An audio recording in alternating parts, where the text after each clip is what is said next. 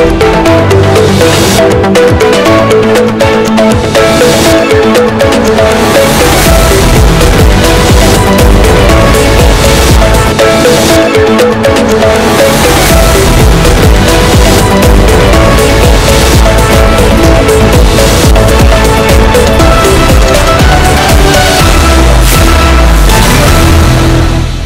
To CJ TV.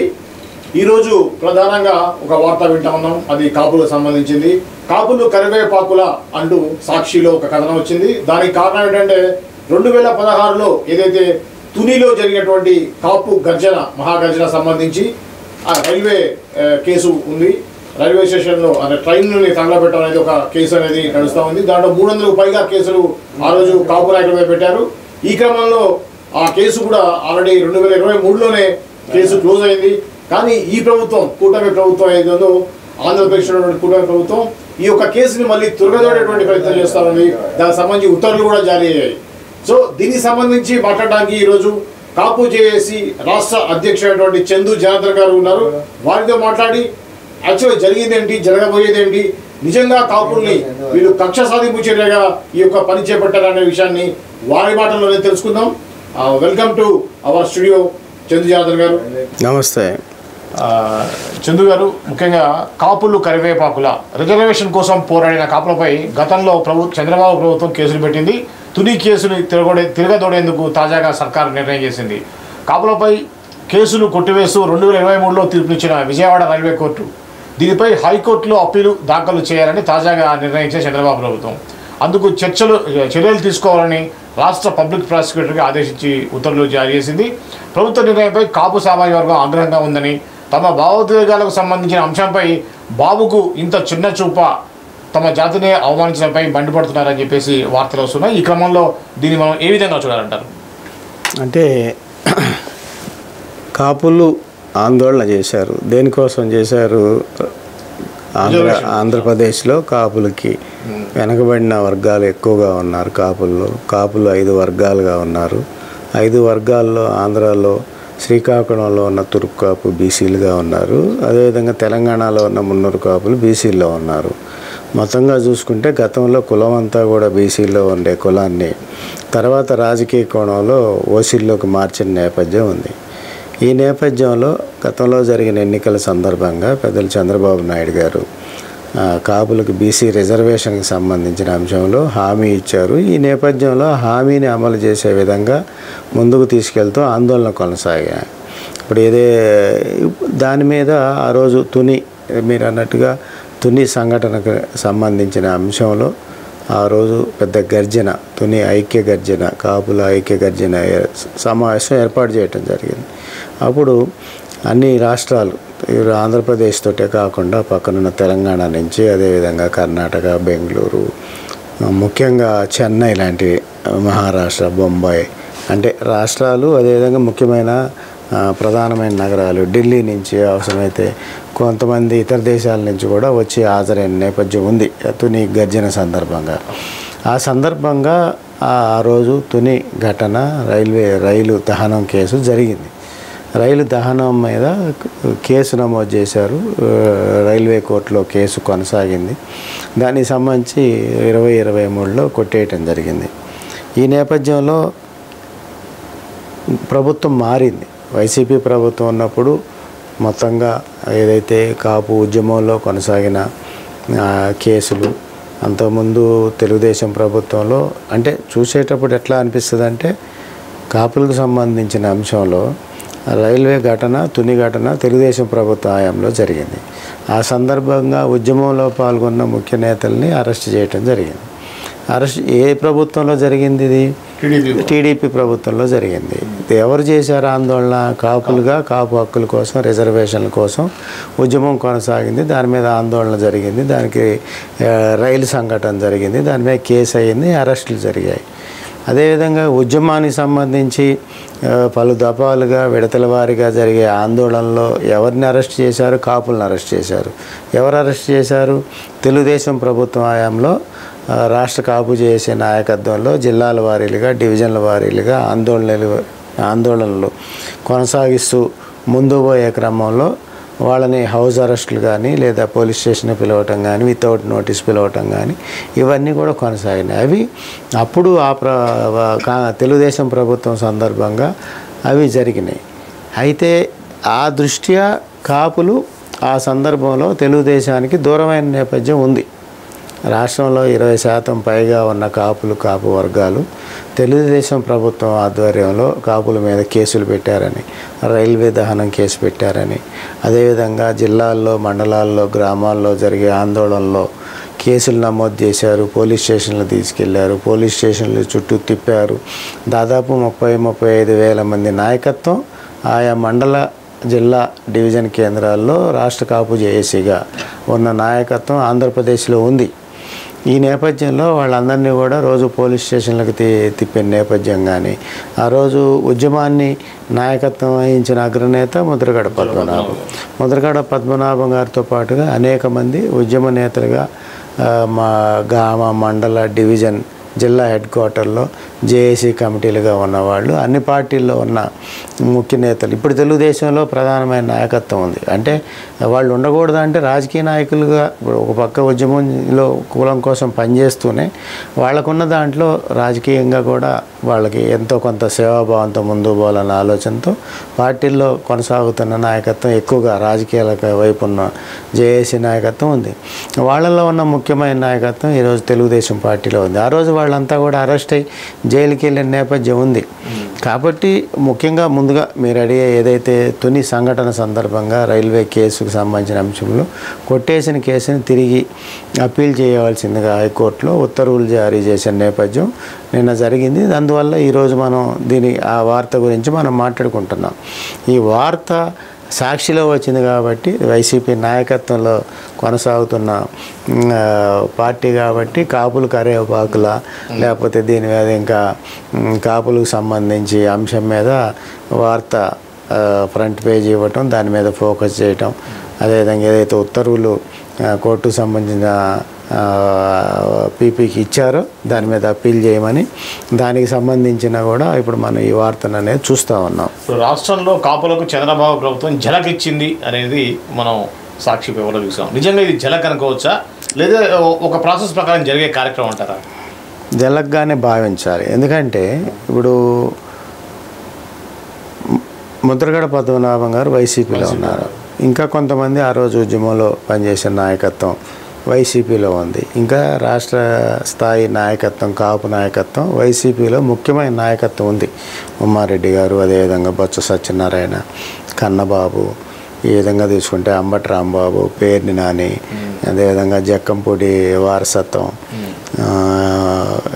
ఈ విధమైన నాయకత్వం అంతా కూడా ఇప్పుడు విశాఖపట్నం, అదేవిధంగా విజయనగరం, ఇట్లాంటి జిల్లాల్లో కొన్ని చోట్ల జిల్లాల్లో గతంలో 5 సంవత్సరాలు వైసీపీ ప్రభుత్వం అధికారంలో ఉన్నప్పుడు కాపు సంఘ నాయకత్వం కడప నుంచి కానీ ఇతర ప్రాంతాల్లోంచి కానీ వీళ్ళంతా కూడా వైసీపీ వైపు ఉండి ముందుకు పోయే నేపథ్యం ఉంది. అంటే ప్రభుత్వం మారే నేపథ్యంలో సంఘాలు, సంఘ నాయకత్వం తమ కులానికి ఉపయోగపడే విధంగా ముందుకు పోయే విధంగా ఇప్పుడు ఏ ప్రభుత్వం అధికారంలోకి వస్తే ఆ వైపుగా పోయే సామాజిక సంఘాలు అనేవి ముందుకు పోతున్న నేపథ్యం ఉంది. ఎందుకంటే కారణం ఏం చెప్తారు వాళ్ళు, సంఘ నాయకత్వాలుగా ఉన్నవాళ్ళు పార్టీల్లో మీరు ఎందుకు చేరాలి, రాజకీయాలతో మీకు సంబంధం ఏంటంటే కులానికి సంబంధించిన సమస్యలు తీరాలంటే వాళ్ళు అధికారంలో ఉన్న పార్టీలో ఉంటేనే కులానికి సంబంధించిన సమస్యలు తీరుతాయనే చెప్తూ ఉన్నారు ప్రధానంగా. కాబట్టి సమాజం కూడా స్వాగతిస్తుంది. ఇప్పుడు మా కులానికి నాయకత్వం వహిస్తున్నాడు, కులం అడ్డం పెట్టుకుని ఇతను రాజకీయ కోణంలో ముందుకు పోతున్నాడు అని భావించట్లా. ఎందుకనంటే రాజకీయ నాయకులు లేని అభ్యంతరాలు కుల సంఘంగా, కుల నాయకత్వంగా ఉన్న వాళ్ళకి ఎందుకనే ఆలోచనతో ప్రజలు కూడా సామాజిక కోణంలో ఆలోచిస్తూ ఉన్నారు. కాబట్టి గతంలో వైసీపీ ప్రభుత్వం ఉన్నప్పుడు వైసీపీ పక్కన ఉన్న కుల సంఘాలు, కుల సంఘ నాయకత్వాలు ఈరోజు మారి తెలుగుదేశం వైపు ఉండి అధికార పార్టీ వైపు కొనసాగుతున్న పరిస్థితి కుల సంఘాలు, కుల సంఘ నాయకత్వాల మీద ఎక్కువగా ఉంది. దానికి ఎవరు తప్పు పట్టాల్సిన అవసరం లేదు. ఎవరికి కావాల్సిన రాజకీయ పార్టీని వారు ఎంచుకుంటారో ఆ విధంగా ముందుకు పోతారు. ఇక్కడ ప్రధానంగా ఏంటంటే ఏదైతే తెలుగుదేశం ప్రభుత్వం ఇప్పుడు కూటమి ప్రభుత్వం ఉంది. కూటమి ప్రభుత్వానికి మద్దతు ఇచ్చిన సామాజిక అంశాలలో ప్రధానమైన అంశం కాపు వర్గాలు కూటమి ప్రభుత్వానికి పూర్తి స్థాయిలో మద్దతు ఇచ్చాయి. ఎందుకు ఇచ్చాయి?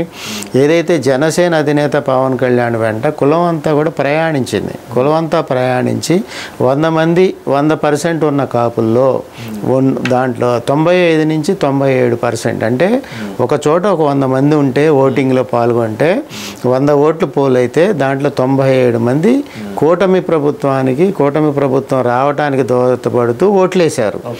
ఈరోజు ఆ కాపు వర్గాలకు సంబంధించిన అంశంలో కేసు పెట్టారు. ఇక్కడ అలా కాకుండా నిజంగానే మీరు ఒక వైసీపీలో ఉన్న నాయకుడిని టార్గెట్ చేస్తున్నారు, లేదంటే ముద్రగడ పద్మనాభం గారిని టార్గెట్ చేస్తున్నారా, లేదంటే ముద్రగడ పద్మనాభం గారు వెంట ప్రయాణించిన నాయకత్వం ఎవరన్నా వైసీపీలో ఉంటే వాళ్ళని టార్గెట్ చేస్తున్నారా? అది వేరే కోణంలో తీసుకుని రాజకీయ కోణంలో ముందుకెళ్తే బాగుండేది. ఇప్పుడు కేసులో వచ్చిన వార్తలు మనం చూసుకున్నట్టయితే ఏమంటున్నాము, వార్తలు ఏ విధంగా ఉంది మనం చెప్పుకునేటప్పుడు ఏం చెప్తా ఉన్నాం కాపు అట్లా కాదుగా, కాపు ఉద్యమానికి సంబంధించిన అంశంలో, కాపు గర్జనకు సంబంధించిన అంశంలో, ఏదైతే కాపులు రిజర్వేషన్ల కోసం ముందుకెళ్ళిన సందర్భంలో జరిగిన ఉద్యమ సంఘటనపై కేసు తిరిగి తోడాలనే దాంట్లో కేసు తిరిగి విచారించాలనే నేపథ్యంలో రాష్ట్ర ప్రభుత్వం ముందుకెళ్ళింది అనేది దీని మీద హైకోర్టులో పిటిషన్ వేసేందుకు ఆలోచన చేస్తూ ముందుకు వచ్చిందనే ఉత్తర్వులకు సంబంధించి మనం మాట్లాడుకుంటా ఉన్నాం. అంటే టోటల్గా పలానా వ్యక్తికి సంబంధించి అనేది రావట్లేదు కదా. పలానా ముద్రగడ గారికి సంబంధించిందో, ముద్రగడ గారి వెంట ఉన్న వైసీపీ నాయకత్వం గురించి అనే దాని మీద మనం మాట్లాడుకోవట్లా. ఇప్పుడు ఏం మాట్లాడుకుంటున్నాం? ప్రధానంగా మనం కాపు వర్గాలకు సంబంధించి కాపులు ఇప్పుడు రాయలసీమలో బలిజలుగా ఉన్నాం, ఆంధ్రాలో మళ్ళా తెల్లగా కాపు అనే కోణంలో ఉన్నాం, అదేవిధంగా నాయుడు అంటున్నాం, లేదంటే ఒంటరి అంటున్నాం. ఈ విధంగా అనుకునే క్రమంలో మొత్తంగా కాపు వర్గాల మీద కేసు తిరిగి తోడటం అనేది దీంట్లో జరుగుతూ ఉంది. మరి అట్లాంటప్పుడు ఇదే కేసులో మనం ప్రధానంగా చూసుకుంటే ఇప్పుడు సాయి సుధాకర్ నాయుడు నడుపున నెంబర్ 1 మీడియా ఛానల్ ఎండీగా ఉన్నారు. ఆయనకి రాజకీయాలతో ఏం పని?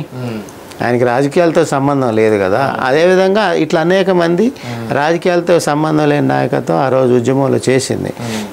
ఇప్పుడు నేను ఇప్పుడు దీంట్లో పాటుగా మీడియాలతో పాటుగా జర్నలిస్టు సంఘాల్లో ఉండటంతో పాటుగా ఉద్యమంలో కూడా పనిచేశాను. నేను ఉద్యమంలో ప్రధానంగా ఉన్నాం, మనం కలిసే చేశాను నెంబర్ 1లో.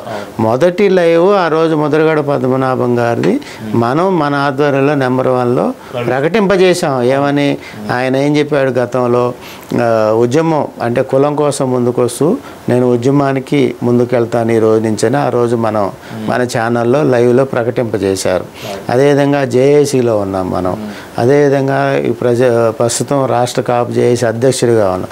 అంటే దీనికి సంబంధించి ఆ రోజు తెలుగుదేశం ప్రభుత్వం ఆధ్వర్యంలో కాపు జేఏసీ నాయకత్వానికి, ఉద్యమంలో పాల్గొనే నాయకత్వానికి యువతని అరెస్టులు చేస్తూ ఉంటే మనమే కాపు జాగృతి పేరు మీద హైకోర్టుని ఆశ్రయించాం. హైకోర్టు ఆశ్రయిస్తే ముద్రగడ గారిని హాస్పిటల్లో ఉన్న నేపథ్యంలో చూడనివ్వట్లేదు అనేది ఒక కేసు వేసాం. అదేవిధంగా ఏదైతే ఉద్యమంలో పాల్గొనే యువత ఉందో వాళ్ళని నోటీసు లేకుండా అరెస్టులు చేస్తూ ఉన్నారు. సెక్షన్ 41 ఇంప్లిమెంట్ చేయాలంటే సెక్షన్ 41 ఇంప్లిమెంట్ చేయాలని ఆ రోజు జస్టిస్ ప్రవీణ్ కుమార్ గారు ఆదేశాలు జారీ చేశారు రాష్ట్ర ప్రభుత్వానికి. పోలీస్ యంత్రాంగానికి నోటీసులు ఇచ్చారు. దాని తర్వాత నోటీసులు ఇవ్వటం ద్వారానే సెక్షన్ 41 నోటీసులు ఇవ్వటం ద్వారానే అరెస్టులు అనేవి కొనసాగినాయి, విచారణలు అనేవి కొనసాగినాయి. ఇప్పుడు ఈ నేపథ్యంలో కూటమి ప్రభుత్వం రావటానికి దోహదపడ్డ కాపుల పట్ల ఏదైతే కూటమి ప్రభుత్వం దానికి సంబంధించిన కేసుని తిరిగి విచారణ జరిపించాలనుకునే దాన్ని రాష్ట్ర కాపు జేఏసీగా ఖండిస్తూ ఉన్నా నేను తీవ్రంగా. ఎందుకు ఈ విధమైన పరిస్థితి? ఇప్పుడు కూటమి ప్రభుత్వంగా ప్రజల మన్నలు పొందుతూ అధికారంలోకి వచ్చిన పెద్దలు ముఖ్యమంత్రి చంద్రబాబు నాయుడు గారు కూటమి ప్రభుత్వం రావడానికి తోడ్పాటునిచ్చిన పూర్తి స్థాయి కాపులు ఏదైతే ఉన్నారో కాపు వర్గాలు వాళ్ళని ఆస్వాదించాలి, వాళ్ళని స్వాగతించాలి, వాళ్ళని గౌరవించాలి. ఇక్కడ ఏదైతే కాపు తుని కేసుకు సంబంధించిన అంశంలో తుని కేసుకు సంబంధించి తిరిగి విచారణ జరపాలి అనే రాష్ట్ర ప్రభుత్వ ఉత్తర్వులు కాపు వర్గాల్లో బాధించే విధంగా పోతున్నాయి. ఒక కాపు కుటుంబ సభ్యులుగా ఎవరు ఆలోచించినా కూడా ఎందుకని రాష్ట్ర ప్రభుత్వం కాపుల్ని టార్గెట్ చేస్తుంది? కూటమి ప్రభుత్వంలో మనం కూడా ఉన్నాం కదా. కూటమి ప్రభుత్వం రావడానికి కాపులు పూర్తి స్థాయి క్రమశిక్షణతో పనిచేసి ముందుకెళ్ళిన నేపథ్యం ఉంది కదా. అయినా కూడా కాపులకి కూటమి ప్రభుత్వంలో వివక్ష ఎందుకు కొనసాగుతూ ఉంది? కాపులకి సహాయపడే విధంగా కూటమి ప్రభుత్వం ఎటువంటి చర్యలు తీసుకుంది? చెప్పాల్సిన అవసరం కూటమి ప్రభుత్వం మీద ఉంది. పెద్దలు చంద్రబాబు నాయుడు గారు కానీ, సోదరులు పవన్ కళ్యాణ్ గారికి కానీ, అదేవిధంగా పెద్దలు లోకేష్ గారికి కానీ, అదేవిధంగా పురంధరేశ్వరి గారికి కానీ. ఎందుకు తప్పనిసరిగా చెప్పాలంటే కాపుల యొక్క కష్టాలతో, కాపుల యొక్క కష్టంతో వచ్చిన ప్రభుత్వం కూటమి ప్రభుత్వం. చాలా గొప్పగా ఫీల్ అయ్యారు కాపు వర్గాలంతా కూడా. ఆంధ్రప్రదేశ్లో కూటమి ప్రభుత్వం వచ్చింది అంటే స్వాతంత్రం వచ్చినాటి నుంచి నేటి దాకా కాపు వర్గాలు రాజ్యాధికారం కోసం పనిచేస్తూ ఉన్నారు. రాజ్యాధికారం కాపులకి రాకపోయినా కూటమికి అగ్రనేతగా ఉన్న పవన్ కళ్యాణ్ నాయకత్వంలో కూటమి ప్రభుత్వం వచ్చింది. కూటమి ప్రభుత్వం రావటానికి కాపు వర్గాలు పూర్తి స్థాయిలో ఆయన వెంట ప్రయాణించడాన్ని స్వాగతిస్తూ తాము పవన్ కళ్యాణ్ ద్వారా రాజ్యాధికారం వైపు వచ్చినట్టుగా, రాజ్యాధికారానికి సన్నిహితంగా వచ్చినట్టుగా కాపు వర్గాలు ఫీల్ అయ్యాయి. కాబట్టి తర్వాత జరిగిన పరిణామాల్లో ఈ రోజు దాకా కాపు వర్గాలకి కూటమి ప్రభుత్వంలో అధికార పదవుల్లోనో లేదా పార్టీ పదవుల్లోనో ఇంకొక రకమైన అంశాల్లోనో, రాజధాని వేదికగా జరిగే అభివృద్ధి కార్యక్రమాల్లో జరిగే కాంట్రాక్టు పనుల్లోనో, లేకపోతే ఏదన్నా కానీ కాపులకు రావాల్సిన కోట ఈ రోజు దాకా రాలేదు. దాన్ని కూడా కాపు వర్గాలు ప్రశ్నించట్లేదు. ఎందుకు ప్రశ్నించలేదు? ఎందుకు అలగలేదు కాపు వర్గాలు? ఎందుకు అలగలేదు కాపు కులాలు ఈ రోజు దాకా తెలుగుదేశం ప్రభుత్వం మీద, కూటమి ప్రభుత్వం మీద అంటే తాము కూడా భాగస్వామి అయి తమ సోదరుడు కూటమి ప్రభుత్వంలో ఉన్నాడు, అగ్రనేతగా ఉన్నారు, పవన్ కళ్యాణ్ గారు ఉన్నారు, రాజ్యాధికారం పంచుకుంటూ కూటమి ప్రభుత్వంలో ముందుకు పోతా ఉంది కాపు వర్గం కూడా. అదేవిధంగా సామాజిక వర్గాలు కూడా కలిసిపోయినాయి. అదేవిధంగా గత కొన్ని దశాబ్దాలుగా, దాదాపు 3 దశాబ్దాలుగా జరిగిన గ్యాపు అనేది తగ్గింది. ఏదైతే విజయవాడ వేదికగా ఆ రోజు రంగా గారి అంశంలో, రంగా వర్సెస్ దేవినేని, రంగా గారికి సంబంధించిన అంశంలో వంగవీటి గారి వర్సెస్ దేవినేని అనే అంశాలు కనుక ముందుకు తీసుకెళ్ళినట్టయితే ఆ గ్యాప్ కూడా మొన్న జరిగిన ఎన్నికల్లో తగ్గింది. ఐక్యంగా పనిచేశారు. ఇప్పుడు తెలంగాణ వేదికగా చౌదరి, రెడ్డి కలిపి ఎన్నికల సందర్భంగా పనిచేసిన నేపథ్యం ఉంది. అక్కడ మన రేవంత్ రెడ్డి అధికారంలో రావడానికి ప్రధాన భూమిక వహించారు. అక్కడ సామాజిక వర్గాలు కలిసి పనిచేసాయి. అదేవిధంగా సామాజిక అంశాలు ఆంధ్రప్రదేశ్లో చౌదరి ప్లస్ కాపు వర్గాలు కలిసి ముందుకెళ్ళినాయి. అంటే సామాజిక వర్గాలు చైతన్యవంతమయ్యాయి. గతంలో లాగా కుల వివక్షతోటి, భేదాభిప్రాయాలతోటి, వ్యక్తిగత దాడులు, వ్యక్తిగత వైరం పెంచుకునే పరిస్థితి కాకుండా 2 తెలుగు రాష్ట్రాల్లో భావసారూప్యత పెరిగింది. చైతన్యవంతంగా కులాలు పోతూ ఉన్నాయి. ఇక్కడ రెడ్డి, చౌదరి, అదేవిధంగా కాపు 3 కూడా చాలా సన్నిహిత సంబంధాలతో ముందుకు పోతూ పనిచేసినాయి 2 రాష్ట్రాల్లో కూడా. ఆ విధంగా 2 రాష్ట్రాల్లో కొత్త ప్రభుత్వాలను తెచ్చుకున్నాయి. కానీ ఇప్పుడు ఏదైతే ప్రకటన వచ్చిందో రాష్ట్ర ప్రభుత్వం వైపు నుంచి, ఏదైతే తుని సంఘటనకు సంబంధించి రైల్వే కేసులు గతంలో కొట్టేశారో దాన్ని హైకోర్టులో అప్పీల్ చేయాలి అనే రాష్ట్ర ప్రభుత్వ ఉత్తర్వుల పట్ల ఆంధ్రప్రదేశ్లోనే కాకుండా ఇతర అనేక ప్రదేశాల్లో ఉన్న కాపు వర్గాలు చాలా తీవ్రమైన ఆవేదన చెందుతూ ఉన్నాయి, అవమానంగా ఫీల్ అవుతూ ఉన్నాయి. రాష్ట్ర ప్రభుత్వం, కూటమి ప్రభుత్వం ఆలోచించాలి. పెద్దలు చంద్రబాబు నాయుడు గారు, లోకేష్ గారు, పవన్ కళ్యాణ్ గారు దీని మీద ఆలోచించాలని రాష్ట్ర కాపు జేఏసీ అధ్యక్షుడిగా నేను కూటమి ప్రభుత్వాన్ని అప్పీల్ చేస్తూ ఉన్నా. అయితే చందు, ఇప్పుడు దీనికి ముఖ్యంగా కాపులు తన ఓన్ చేసుకున్నటువంటి ఇప్పుడు డిప్యూటీ సీఎం పవన్ కళ్యాణ్ గారికి ఇది ఈ సంఘటన కొంత ఇరుకున పడేసే విషయంలాగా ఉంటుంది కదా, ఖచ్చితంగా క్వశ్చన్ చేస్తారు కదా. ఇది రాజకీయ పరంగా ఎలా ఉండొచ్చు అంటారు? అంటే రాజకీయ పరంగా అనే అంశంలో ఇప్పుడు కాపులకి న్యాయం జరగట్లేదు ఆంధ్రప్రదేశ్లో కూటమి ప్రభుత్వంలో. మొత్తంగా వైసీపీని కాదనుకుని కూటమి ప్రభుత్వం అధికారంలో తేటానికి కాపులు పనిచేశారు. కానీ కాపులకి న్యాయం జరగట్లేదు అనే అంశం మీద వైసీపీ దీని మీద చర్చించింది. ఇప్పటికి దాదాపుగా ఒక 5 సార్లు దాకా చర్చించింది. చర్చించడమే కాకుండా వైసీపీ ప్రభుత్వం ఓటమి పాలవటానికి ప్రధానమైన కారణం కాపులు. ఒక పక్క పవన్ కళ్యాణ్ గారిని అవమానించడం కానీ, లేదా ఆ ప్రభుత్వంలో కాపులకు ప్రాధాన్యత తగ్గటం కానీ, అంటే రాష్ట్ర ప్రభుత్వంలో మంత్రులుగా కాపు వర్గాలు ఉన్నాయి. బొత్స సత్యనారాయణ గారు కానీ, అదేవిధంగా పేర్ని నాని కానీ, కన్నబాబు కానీ, అంబటి రాంబాబు కానీ, ఇట్లాంటి వాళ్ళకి ప్రాధాన్యత తగ్గింది. వాళ్ళు మంత్రులుగా ఉన్నారు. కానీ మొత్తంగా చూసుకున్నప్పుడు కాపు వర్గాలకి సమాజంలో కింద స్థాయి జిల్లాల్లో కానీ ఇంకో చోట కానీ సరైన గౌరవం లభించలేదు అనేది వైసీపీ ప్రభుత్వంలో వైసీపీకి నష్టం జరిగింది. దాని మీద వైసీపీ పార్టీగా చర్చించారు 4-5 సార్లు దాకా. చర్చించి ఏదైతే రాష్ట్ర ప్రభుత్వం ఓటమి పాలవటానికి, వైసీపీ ఓటమి పాలవటానికి ప్రధానమైన కారణం కాపు వర్గాలని గుర్తించిన వైసీపీ కాపుల యొక్క కష్టాల మీద, కూటమి ప్రభుత్వంలో కాపుల యొక్క ప్రాధాన్యత తగ్గటం మీద ప్రతిపక్ష పార్టీగా వైసీపీ మాట్లాడాలనే దాని మీద ముందుకెళ్ళింది. ఇప్పుడు వంగవీటి మోహన్ రంగా గారి వారసత్వంలో వారి సోదరుడు కుమారుడైన వంగవీటి నరేంద్ర కూడా వైసీపీ పార్టీలోనే ఉన్నారు. విజయవాడ వేదికగా నరేంద్ర గతంలో దాదాపుగా ఒక 2 దశాబ్దాల పైన సామాజిక కార్యక్రమాల్లో పాల్గొంటూ ఉన్నారు.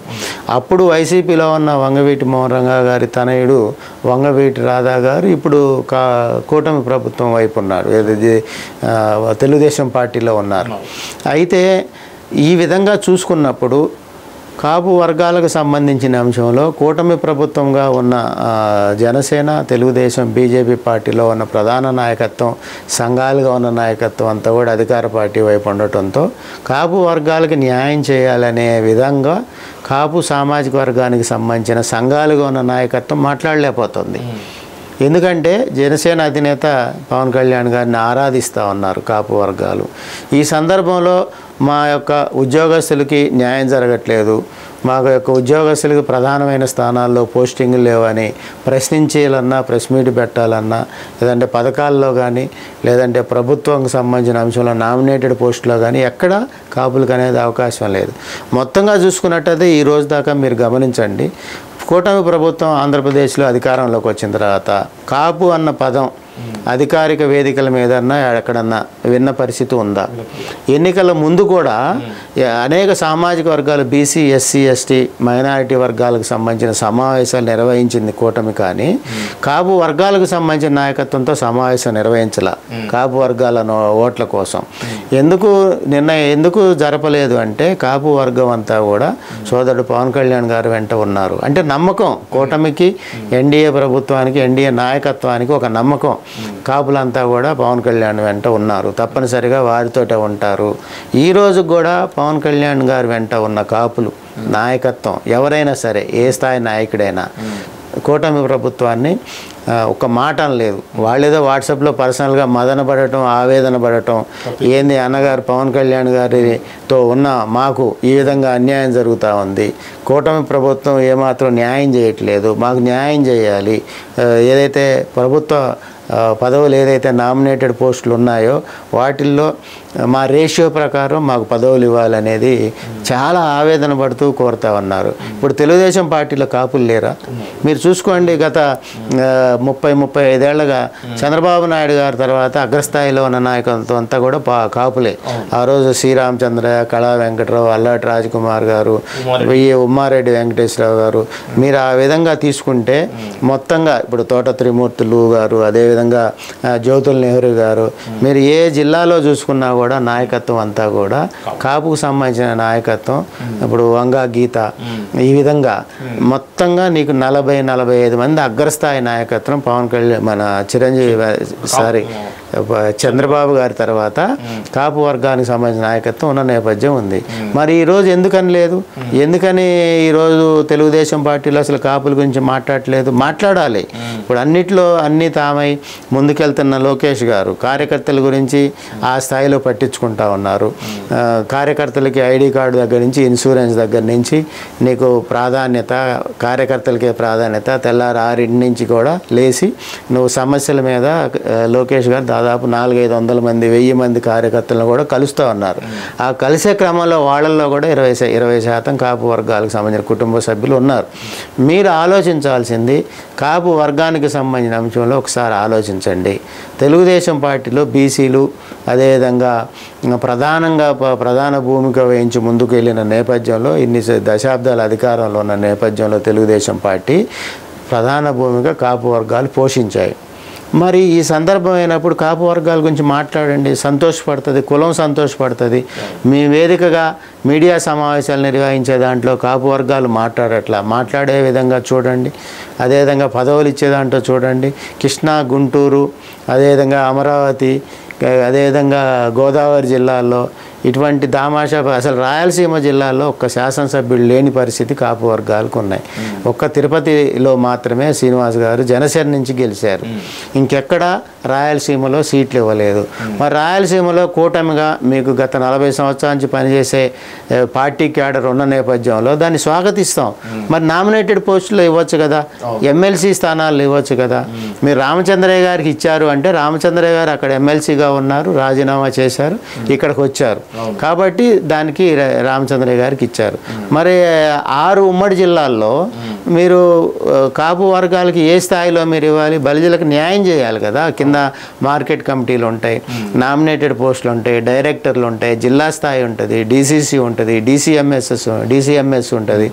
ఈ విధమైన పోస్టుల్లో మీరు ఎక్కడ న్యాయం చేయాలి? ఎక్కడైనా కూడా తప్పనిసరిగా మొత్తంగా ఉన్న కాపు వర్గాలకి కూటమి ప్రభుత్వం న్యాయం చేయాలి. అదేవిధంగా తెలుగుదేశం పార్టీ తప్పనిసరిగా న్యాయం చేయాలి. నేను పదే రిక్వెస్ట్ చేస్తా ఉన్నా సోదరులు గౌరవనీయులు లోకేష్ గారిని, కాపు వర్గాలకి న్యాయం చేయండి. రాయలసీమ ప్రాంతంలో బలిజలకి న్యాయం చేయండి. అదేవిధంగా ఏదైతే ఇప్పుడు కాపు వర్గాలకు సంబంధించి సెంటిమెంట్గా భావిస్తూ ఉద్యమం కొనసాగిందో ఆ రోజు కాపు రిజర్వేషన్కి సంబంధించిన అంశంలో ఉద్యమం కొనసాగింది. రిజర్వేషన్కి సంబంధించిన అంశంలో రాష్ట్ర ప్రభుత్వం యొక్క వైఖరి మీరు ఏ విధంగా ముందుకు పోవాలనుకుంటున్నారు, కాపులకి ఏ విధంగా న్యాయం చేయాలనుకునే దాంట్లో మీరు ఒక ప్రకటన ఇవ్వాలి. అదేవిధంగా కాపు కార్పొరేషన్కి మీరు ఇచ్చిన హామీ ప్రకారం నిధులు కేటాయించాలి, బడ్జెట్ కేటాయించాలి. దాని ద్వారా వెల్ఫేర్కి సంబంధించిన కార్యక్రమాలు కాపులకి కొనసాగాలి. కొత్త ప్రభుత్వం అదేవిధంగా అమరావతి రాజధాని నిధులు తక్కువగా ఉన్నాయి, కేంద్ర ప్రభుత్వం నుంచి అనేక సహకారాలు పొందుతూ ముందుకు పోవాల్సిన పరిస్థితి ఉంది. నేపథ్యాన్ని అంతా కూడా ప్రజలు రిసీవ్ చేసుకుంటారు, గౌరవిస్తారు. కానీ ఇతర సామాజిక వర్గాలతో పాటుగా సమానమైన స్థాయిని కాపు వర్గాలు గౌరవించాలని కోరుకుంటున్నాయి. ఈ నేపథ్యంలో కాపు కార్పొరేషన్కి నిధులు ఇవ్వండి, బడ్జెట్ కేటాయించండి, ఏదైతే గతం నుంచి ఉన్న స్కీములు ఉన్నాయో వాటిని కొనసాగించండి అని చెప్పి నేను ప్రత్యేకంగా కూటమి ప్రభుత్వాన్ని, చంద్రబాబు నాయుడు గారిని, లోకేష్ గారిని, అన్న పవన్ కళ్యాణ్ గారిని రిక్వెస్ట్ చేస్తా ఉన్నా, ప్రాధాయపడతా ఉన్నా. ఇప్పుడు కాపు సామాజిక వర్గమే లక్ష్యంగా కుట్ర జరుగుతుంది అనేది కొంతమంది అభిప్రాయపడుతున్నారు. దాని మీద ఒకసారి మనం చూద్దాం. అది కూడా ఒకసారి పెట్టు పీసీఆర్. ఒక్కొక్కరు 1 by 1. ఇప్పుడు ఈయన చంద్రబాబు కాపు వ్యతిరేకి, ఈయన చిన్నమిల్లి రాయుడు కాపునాడు పశ్చిమ గోదావరి జిల్లా అధ్యక్షుడు. అదేవిధంగా అక్కడ ఈయన రాజకీయంగా కూడా నాయకత్వంలో ఉంటాడు. అదేవిధంగా ఇలాగైతే బలిజలు కూటమిలో ఇమడలేరు. ఈయన రామ్మూర్తి, ఈయన చిత్తూరు జిల్లా నుంచి మాట్లాడారు. అదేవిధంగా అంజుబాబు మాట్లాడాడు విజయవాడ నుంచి. ఈ విధంగా చూసుకున్నప్పుడు తోట రాజీవ్ వైజాగ్ నుంచి మాట్లాడాడు. ఆయన రాష్ట్ర కాపు జేఏసీలో ఉన్నారు, ప్రధానంగా రాష్ట్ర కాపు జేఏసీ కన్వీనర్గా ఉన్నారు. ఆయన కూడా మాట్లాడారు, కాపుల జోలికి వస్తే సర్కారు పతనం అవుతుందని, కక్ష సాధింపు చర్యలకు పాల్పడుతుందని. కాపుల కారణంగానే ఈరోజు ప్రభుత్వంలో ఉన్నారు, అది మర్చిపోవద్దు. కాపు జాతిపై కక్ష సాధింపునకు పాల్పడితే చంద్రబాబు సర్కారుకి నష్టం జరుగుద్దని. ఇప్పుడు అందరూ కూడా దాదాపు అదే పరిస్థితి ఉంది. ఎర్రంశెట్టి అంజుబాబు మాట్లాడాడు, ప్రజా కాపునాడు రాష్ట్ర అధ్యక్షుడు, సంక్షేమ సంఘం. ఇంకొక మిత్రుడు బండి శ్రీనివాసరావు, ఐక్యవేదిక నాయకుడు, కైకలూరు ఏలూరు జిల్లా నుంచి మాట్లాడాడు. మాట్లాడారు. ఈ విధంగా ముఖ్య నేతలు కొంతమంది మాట్లాడారు, వాళ్ళకి అందుబాటులో వచ్చిన నేపథ్యంలో మాట్లాడారు. కొంతమంది జనరల్ పేజీ క్యారీ కావు, లోకల్గా అవుతుంది. మొత్తంగా చూసుకుంటే ఇంకొక మిత్రుడు ఈ నంజుబాబు డిమాండ్ చేశారు, అసలు రంగా కేసుని తిరిగి ఎంక్వైరీ చేయాలనేది ఒక డిమాండ్ కూడా చేసేవాళ్ళు. అంటే ఉంటాయి ఆశయాలు, లక్ష్యాలు, ఇవన్నీ కూడా డిమాండ్లు అనేవి ఉంటాయి. ఇక్కడ మనం మాట్లాడాల్సిన అంశం ప్రధానంగా కాపు ఉద్యమానికి సంబంధించిన అంశంలో రైల్వే కేసుని తిరిగి విచారణ జరిపించాలనే అంశం. దీన్ని మరొకసారి రాష్ట్ర కాపు జేఏసీ అధ్యక్షుడిగా నేను ఖండిస్తూ ఉన్నా, కూటమి ప్రభుత్వాన్ని రిక్వెస్ట్ చేస్తూ ఉన్నా. కాపుల యొక్క గౌరవాన్ని పెరిగే విధంగా, కాపుల ఔన్నత్యాన్ని పెంచే విధంగా, కాపులకి గత తెలుగుదేశం ప్రభుత్వంలో మీరు ఇచ్చిన హామీకి సంబంధించి కానీ, మొన్న ఎన్నికల సందర్భంగా ప్రజలకు ఇచ్చిన హామీలో భాగంగా సంక్షేమ కార్యక్రమాల్లో కాపులు కూడా భాగస్వాములే. 20% ఉన్న కాపులకి న్యాయం చేసే విధంగా రాష్ట్ర ప్రభుత్వం సహకరించాలి. ఉద్యోగస్తులకు ప్రధానమైన స్థానం ఇవ్వాలి, గౌరవం ఇవ్వాలి, దామాషా ప్రకారం పోస్టులు కేటాయించాలి. అదేవిధంగా ఉద్యోగస్తుల మీద యొక్క జరిగే ఒత్తిళ్ళు, ఇబ్బందులని ఓవర్కమ్ చేస్తూ మీరు ఆ విధంగా ప్రభుత్వం కొంత చనువు తీసుకుని ఇబ్బందులు లేకుండా చూడాలి. అదేవిధంగా సామాజిక కోణంలో ప్రముఖ వ్యాపారస్తుల మీద ఇబ్బందులు జరుగుతూ ఉన్నాయి. ఆ వైపుగా జరిగే ఇబ్బందుల్లో రాష్ట్ర ప్రభుత్వం దృష్టి పెట్టి కాపు యొక్క ఉద్యోగస్తులకు సంబంధించి, అదేవిధంగా వ్యాపార ప్రముఖుల మీద జరిగే ఇబ్బందులకి పోయే విధంగా రాష్ట్ర ప్రభుత్వం చర్యలకి చేపట్టాలి. అవసరమైతే పూర్తి స్థాయి వివరాలు ఇవ్వమంటే ఇస్తామే. ఏ జిల్లాలో ఏ వ్యాపారస్తులకు సంబంధించి ఇబ్బందులు ఉన్నాయి, ఏ జిల్లాల్లో రాజకీయ నాయకులకు సంబంధించిన ఇబ్బందులు ఉన్నాయో ఇస్తాం. ఏ జిల్లాల్లో కాపు వర్గాలకు సంబంధించి అసలు పోస్టింగులు లేకుండా, పోస్టింగ్లు అడిగితేనే మెమోలు ఇచ్చిన జిల్లాలు కూడా ఉన్నాయి. అది రాజధాని సమీపంలోనే గుంటూరు జిల్లాలోనే జరిగింది. అట్లాంటి వివరాలు ఎన్ని కావాలన్నా కూడా ఇస్తాం. కానీ అసలు ఈ విధంగా జరగడానికి కారణం ఏంటి?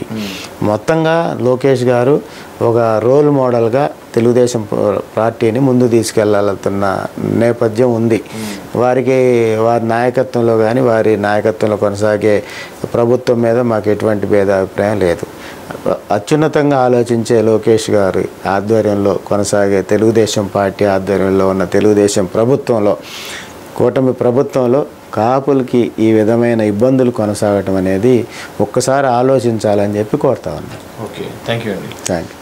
ఇది ఏదైతే కాపుల మీద కక్ష సాధింపు చర్యల అనేటువంటి ఏదైతే ఒక ఆర్టికల్ని ఈ మధ్య మనం చూస్తూ ఉన్నామో, ఈరోజు ముఖ్యంగా చూస్తున్నాము తుని సంబంధించిన కేసుని తిరగదోడటం అనేది ఖచ్చితంగా కాపుల్ని కావాలని కక్ష సాధింపు చర్య అనేది భావన కలుగుతూ ఉంది. ఈ క్రమంలో దానికి సంబంధించి చందు జనార్దన్ గారు స్పందించారు. ఇది ఈరోజు ప్రధాన అంశం. రేపటి ఇంకో అంశంతో మళ్ళీ కలుద్దాం. అంతవరకు చూసి ఉండండి CJA TV.